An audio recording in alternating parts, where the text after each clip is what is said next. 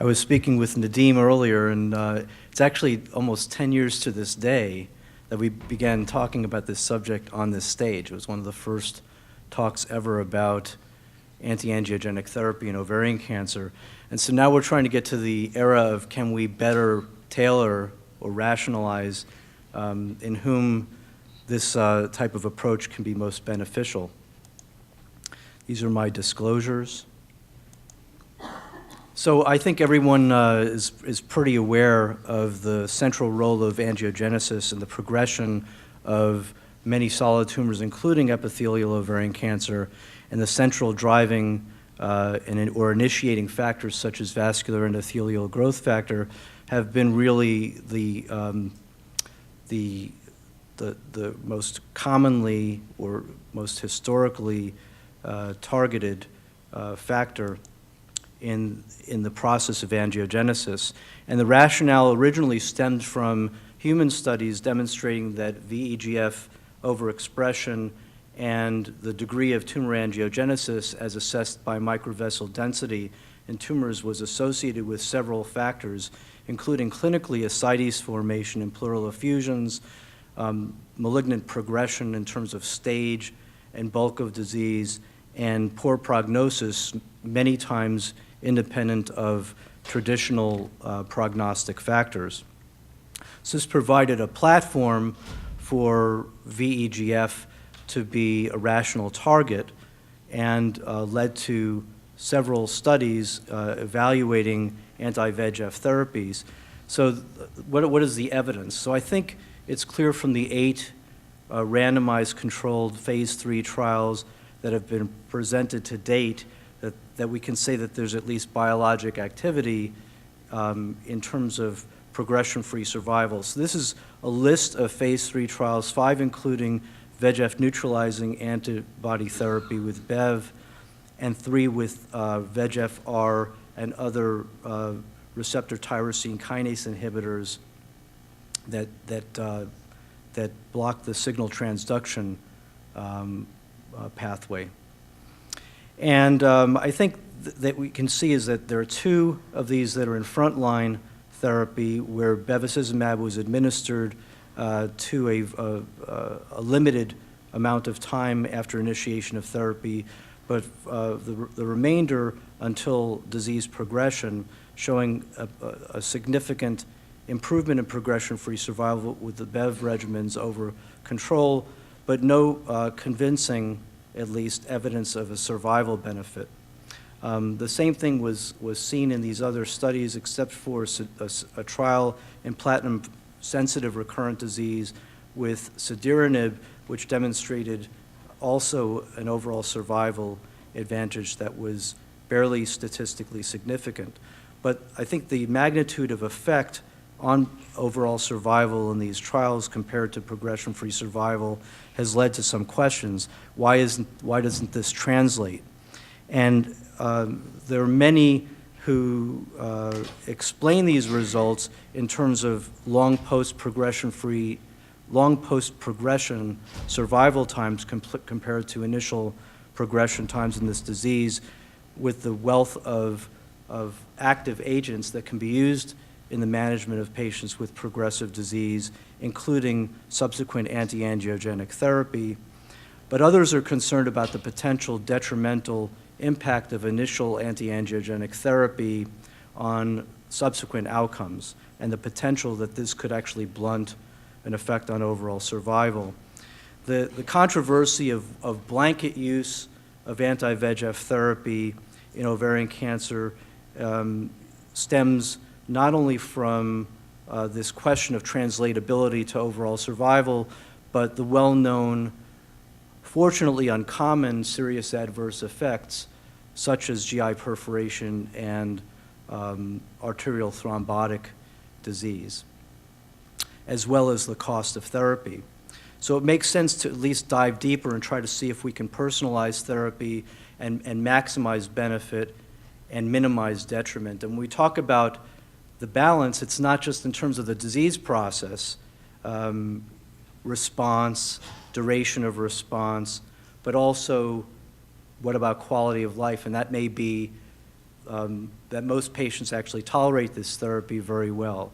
And when we talk about detriment, we're not only talking about toxicity or lack of response, but we're also talking about potentially a negative interaction with certain types of tumors actually having a paradoxical effect. In other words, detriment in the face of these agents. So I'm going to try to share with you what we know so far about the predictors of therapeutic benefit. We will not have enough time to address toxicity, although in the Q&A session we may be able to address that. So this was one of the first studies that looked at response and progression-free survival for single-agent anti-VEGF therapy. This was a bevacizumab monotherapy trial in patients with platinum-resistant and sensitive recurrent disease in the gynecologic oncology group, which demonstrated in 62 patients an objective response rate of 21% and a 6-month progression-free survival rate of 40-point-something%. So this was at least an indication that for an agent that blocked a specific pathway that was related to progression in ovarian cancer, albeit on the tumor microenvironment side, that there was at least evidence of activity. And in this study, we actually did a retrospective exploratory analysis of known prognostic factors that would have predicted benefit from traditional cytotoxic therapy, performance status, platinum-sensitive versus resistant status, age, and number of prior regimens, and saw absolutely no interaction in terms of bevacizumab therapy and progression-free survival. We did also evaluate the baseline tumor tissue samples from patients in this trial. There were 62 patients enrolled. The majority of patients were evaluable for this analysis. We know traditionally that microvessel density, most of the time assessed by surrogate immunohistochemical analysis of CD31 expression, is prognostic, and we verified this in the analysis where we looked at overall survival as a function of the median cutoff of CD31 expression, and these are the bad actors with high CD31 expression having a worse overall survival than those with low CD31 expression. And what you would expect to see if there were no benefit from therapy during the time of treatment is a similar relationship. And what we found, in fact, was that there was a blunting of the effect on progression-free survival, suggesting that there may be preferential benefit for patients with high CD31 expressing tumors. So it's difficult to prove that in a monotherapy one-arm trial, but at least it suggests a model where patients with more indolent non or poorly angiogenic tumors may have longer overall survivals or less tumor burden increase over time, and those that are benefiting with highly angiogenic tumors during the period of therapy, when this margin is fairly close, but when they discontinue therapy at the time of initial disease progression on these agents, their tumors rapidly progress. So that's at least a hypothesis explaining why patients with high microvessel density may benefit. So we put this to the test in a phase 3 trial. This was one of the frontline trials, GOG 218. Most of you are familiar with this. It was a placebo-controlled trial in patients with advanced disease with 3 arms, one a control arm with standard chemotherapy, and then another with concomitant bevacizumab, and the third arm with bevacizumab extended beyond chemotherapy to a limited number of cycles, up to 15 total months after initiation of therapy. And the primary analysis was progression-free survival in the intent-to-treat population, demonstrating a 28% improvement in progression-free survival for the extended bevacizumab group compared to the control in white. So the question again is does this really mean anything in terms of overall outcome? We didn't see any significant benefit in terms of overall survival. Again, numerous explanations why that might be. The question is whether we can actually identify populations that may preferentially benefit to a degree that it might translate into an overall survival analysis. One of the hypotheses was that microvessel density, that high microvessel density tumors may preferentially benefit more so than those that are maybe more indolent and may not demonstrate a phenotype of angiogenesis in their tumors. And so Mike Beerer at ASCO this year presented an analysis of hypothetically predictive tumor biomarkers in terms of efficacy on this trial and focused on microvessel density. So this is the analysis of microvessel density by CD31 expression at the median cutoff of expression. The first two curves are Kaplan-Meier curves for progression-free survival in those that demonstrated relatively low CD31 expression and showed some impact on progression-free survival, which was magnified in the patients that had high CD31 expressing tumors. And this was, again, half the population because it was split at the median. If you look at what that means in terms of what's the effect, well, it was highly statistically significant with a 60% improvement in progression-free survival compared to a non-significant effect on progression-free survival in those with low microvessel density. So this is at least building on some of the evidence. A similar relationship was seen in terms of overall survival, not much of any difference in the low microvessel density group compared to the high microvessel density group where there was significant separation in the overall survival curves that was significant with about a 32% improvement in overall survival. So again, these are historical cohort studies in the context of clinical trials, and they're hypothesis generating but need to be validated. You can look at, if you divide up the pie into those with high or low microvessel density tumors quantified by CD31 IHC at the median, again, you see about a 32% improvement. And then if you split this at the third quartile in terms of expression, you see a dose-response relationship with about a 43% improvement in overall survival in this group. And this is the graphical depiction of these data, showing a more impressive effect the higher the cutoff you use in terms of CD31 expression. Well, what about ascites? We talked about ascites being sort of the ultimate phenotype of VEGF expression. VEGF used to be termed vascular permeability factor when it was first discovered by Harold Dvorak at Harvard. And in a semi-quantitative analysis of ascites in GOG 218, all of these patients had upfront surgery before entering the trial, and ascites was scored as present or absent. And present was defined as at least 50 mLs at the time of exploratory surgery. So we would have preferred to have a more quantitative look at this, but this is what we were able to do. And 80% were defined as having ascites. There was a somewhat of an effect. If you look at the patients with no ascites, there was really no evidence of an overall survival benefit. There was some evidence potentially of an overall survival benefit in patients that were scored as having some ascites. Again, this analysis is limited in being only semi-quantitative, but at least fits the model. We also looked at the extent of disease in the population in the patients with either optimally debulked or suboptimally debulked stage 3 disease. There wasn't really any significant impact in terms of green versus yellow in either of these two groups, but in the patients with stage 4 disease, there was a significant improvement. Again, this is a sub-analysis that was done retrospectively showing a 28% improvement in overall survival.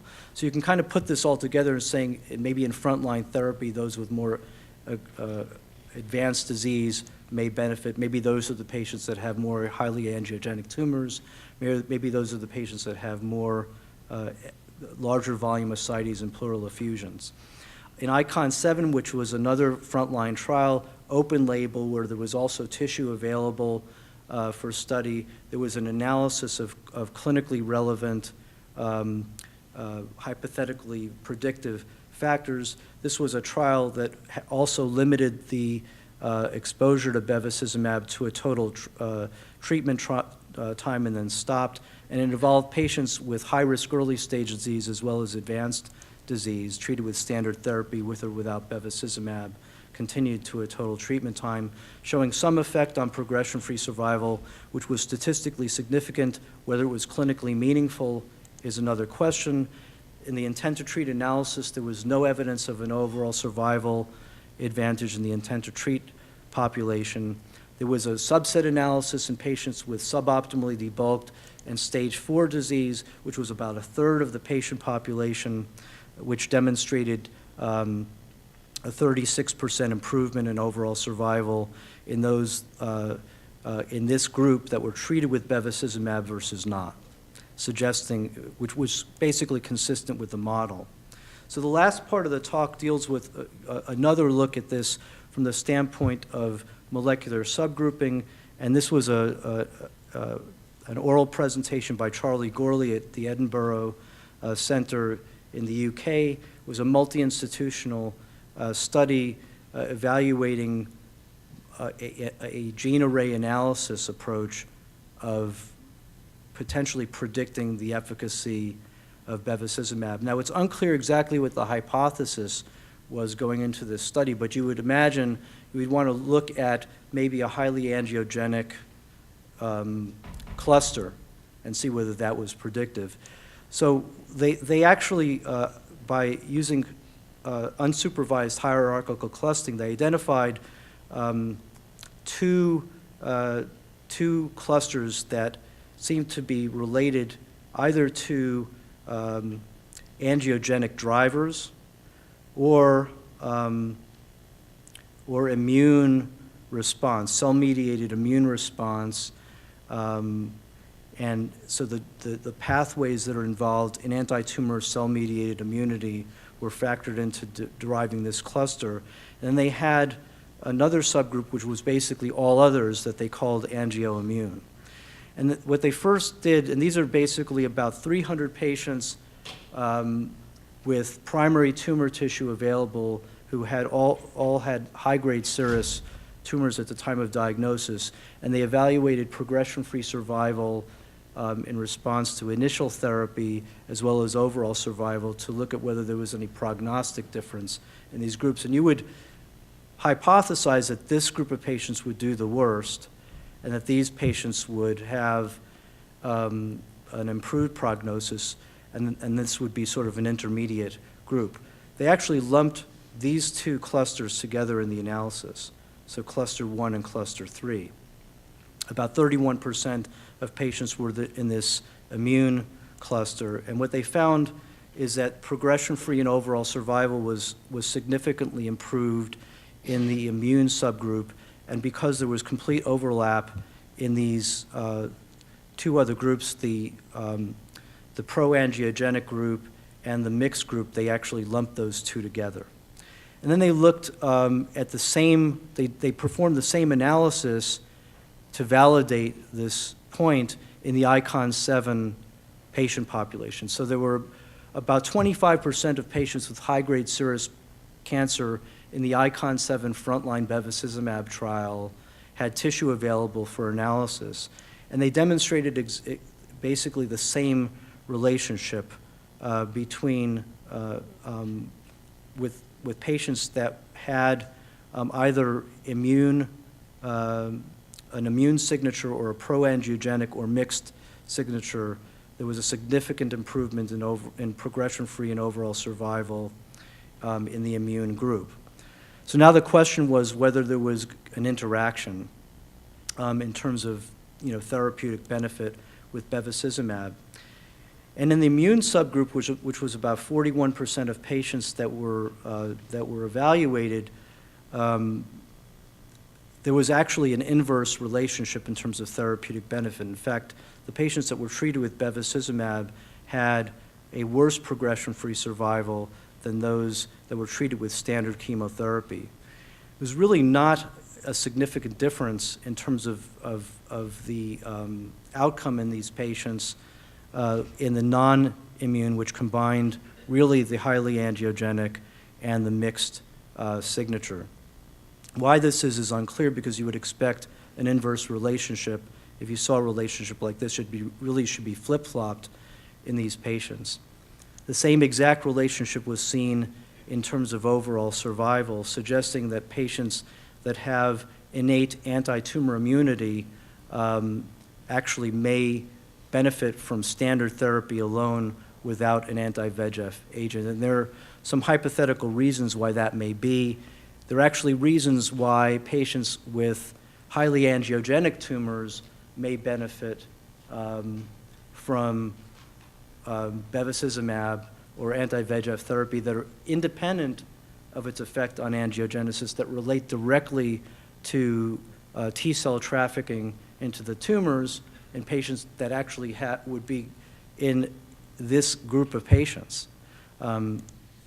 So I'd like to summarize again that there's a clear rationale for anti-angiogenic therapy. I know we excluded our discussion to anti-VEGF therapy, but we're limited for time.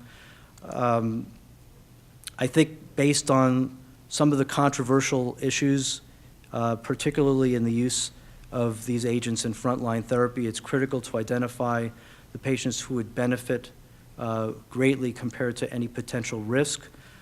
We've been able to at least identify hypothetical biologic and clinical factors that are predictive of long-term effects of anti-VEGF therapy, including the degree of tumor angiogenesis, which would be intuitive based on a microvessel density analysis, perhaps patients that have ascites or higher degrees of ascites, and patients with more advanced disease at the time of diagnosis.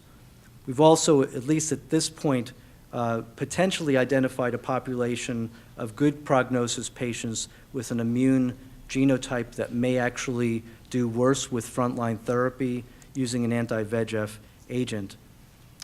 And I think integrating these factors into clinical practice does require validation. The data, surprisingly, are relatively lacking for anti-VEGF or tyrosine kinase inhibitors and agents that influence other pathways related to the process of angiogenesis, including angiopoietin-targeted agents and other classes. Personalization of therapy also involves the selection of patients that would least likely experience serious adverse effects. So that's another area that I think deserves exploration. I'd like to thank you once again and thank all the people that contributed to this work.